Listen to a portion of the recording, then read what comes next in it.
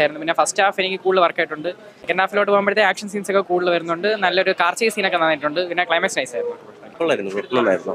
Fight scenes ആയാലും അതിന്റെ വർക്കായാലും എല്ലാം നന്നായിട്ടുണ്ടായിരുന്നു. നന്നായിട്ട് വർക്കൗട്ടായി. Nice movie. വില്ലൻ ക്യാരക്ടറും സൂപ്പർ. കുറെ കാലത്തിന് ശേഷം ഫോറൻസിക് പോലത്തെ ഒരു മൂവി കാണാൻ പറ്റി.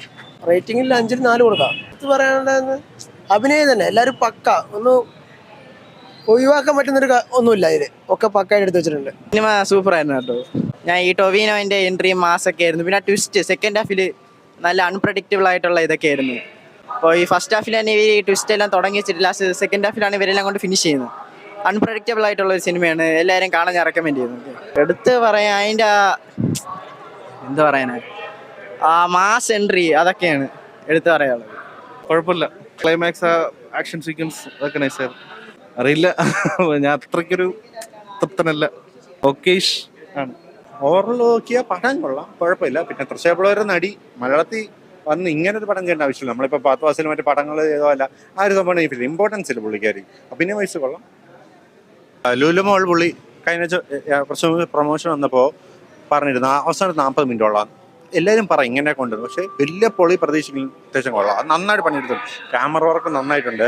അഭിനയമാണെങ്കിൽ ടോവിനിക്ക് ഒരു റിവീലിംഗ് സീനുണ്ട്. പുള്ളി എന്താണ് ജനനമല്ലി പൃഥ്വിരാജിനെ പോലെ ആ ഒരു സാധനം കൊള്ളാം.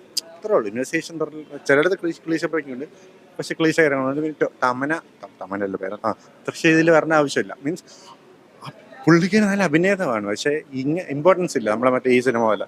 പക്ഷെ അതിന്റെ ഒരു പ്രശ്നമായിട്ട് തോന്നിയപ്പോഴും ആ ഒരു 2003 കാണുന്ന ഹോളിവുഡ് പടങ്ങളുടെ ആ ഒരു ത്രെഡ് തന്നെയാണ്. നമുക്ക് അതൊരു ഇന്റർവെൽ കഴിയുന്നവരെയൊക്കെ പക്കാ ക്ലീശയായിട്ട് തോന്നും.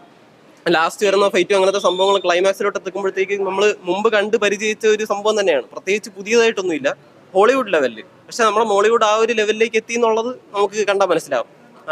എന്തായാലും വർത്ത് വാച്ചാണ്. നമുക്ക് ടിക്കറ്റ് എടുത്ത് കണ്ടു കഴിഞ്ഞാൽ ബോറടിപ്പിക്കാത്ത എന്റർടൈനിങ് പടമാണ്. Above average. ഇപ്പോൾ ടൊവിനോയുടെ പെർഫോമൻസ് തന്നെയാണ് അത് എടുത്തു പറയേണ്ട ഒരു കാര്യം തന്നെയാണ്. വേറെ എന്നുവെച്ചാൽ ഇപ്പൊ വില്ലനായിട്ട് വരുന്ന അയാളുടെ ആ ഒരു ചാം ടൊവിനോയ്ക്ക് മീറ്റ് ചെയ്യാൻ പറ്റുന്ന അത്രയും ആ ഒരു കോമ്പിനേഷന്റെ ചാം ഭയങ്കര ഇതായിട്ടുണ്ട്. അത് ഭയങ്കരമായിട്ട് വർക്കൗട്ടായി. അതുപോലെ പടം ഭയങ്കര എന്റർടൈനിങ് ആണ്. നമുക്ക് കണ്ടോണ്ടിരിക്കാം. ക്ലീശയാണെങ്കിലും ലാസ്റ്റൊക്കെ ആകുമ്പോഴത്തേക്കും കുറച്ച് ഡയലോഗൊക്കെ നമുക്ക് ക്ലീശയായിട്ട് തോന്നും. എന്നാലും എന്റർടൈനിങ് ആണ്. ഒരു വൺ ടൈം നമുക്ക് കണ്ടിരിക്കാൻ പറ്റുന്നതാണ്. കൊള്ളാം, എനിക്ക് ഇഷ്ടപ്പെട്ടു. എടുത്തു പറയാനായിട്ട് സിനിമ മെജോറിറ്റി വയലൻസ് ഉണ്ട്. നല്ല സിനിമയാണ്, സൂപ്പറായിട്ട് നല്ല രസം. നല്ല രസമുണ്ടായിരുന്നു. ടൊവിനോയുടെ ആക്ടിങ് ആണെങ്കിലും എല്ലാവരും, തൃഷ എല്ലാവരും അടിപൊളിയായിരുന്നു. Yes of course. ടൊവിനോ അടിപൊളിയായിരുന്നു, പ്രത്യേകിച്ച് എടുത്തു പറയാണെന്നുണ്ടെങ്കിൽ. പിന്നെ തൃഷ ഓൾമോസ്റ്റ് എല്ലാവരും അടിപൊളിയായിട്ട് ചെയ്തത്. നമ്മൾ ഇതുവരെ കണ്ടില്ലാത്തൊരു പ്രത്യേക ഒരു സസ്പെൻസ് ഇതൊക്കെ ഉണ്ട്. കൊള്ളാം, പടം കൊള്ളാം. നന്നായിട്ടുണ്ട്.